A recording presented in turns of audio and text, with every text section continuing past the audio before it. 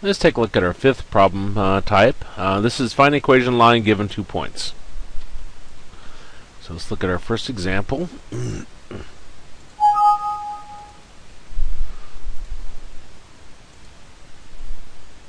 Okay.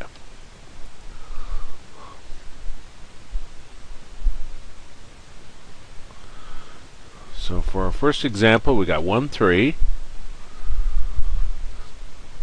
and 4, 9. Well, our first step is still to find m, and we got our formula to use for 2 points. This will be x1, this is y1, this is x2, and this is y2. Our m is y2 minus y1 over x2 minus x1. Again, it's a good idea to go through and put parentheses in before you plug in your numbers. Helps eliminate sign problems, or not eliminate, but reduce. So y2 is 9, y1 is 3, x2 is 4, x1 is 1. 9 minus 3 gives us 6.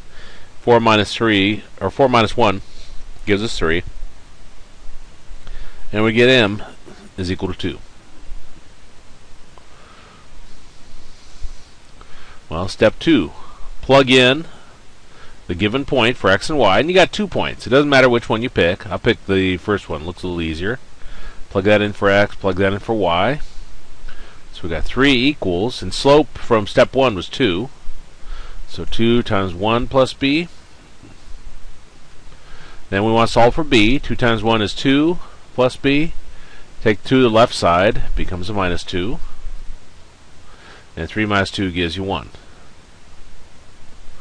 So step 3, actually write our answer down. So plug in the m we found in step 1. So we've got y is equal to 2x, and then the b we found in step 2. Y is equal to 2x plus 1. And that's our answer. Let's look at our second example. Although it's pretty much exactly the same as this. We got the point -3, -5, and 2, -8.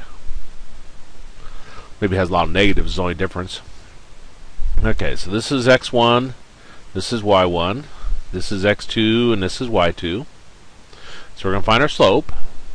y2 minus y1 over x2 minus x1. And go through, we'll replace our variables with parentheses. y2 is -8, y1 is -5. x2 is 2, and x1 is -3. So we got -8 plus 5. Remember, our negative becomes positive. And 2 plus 3. Negative here becomes positive. That gives us, -3 over 5.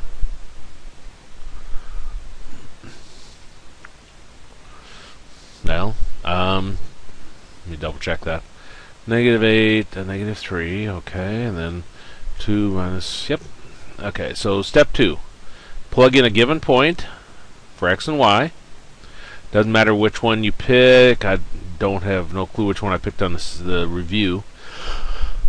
I'll pick the first one, or the second one here. Put that in for x, put that in for y. So I got -8 is equal to m, which was -3/5 times 2 plus b. Well, -3 times 2 is -6. We got -6/5. Take the -6/5 to the left side, becomes a positive 6/5. And this is a mixed number. We can use the mixed number rule for this.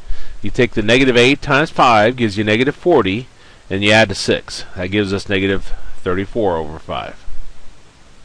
So again, I took the -8 times 5, gives you -40, and you add the 6 to get to -34. Denominator stays the same.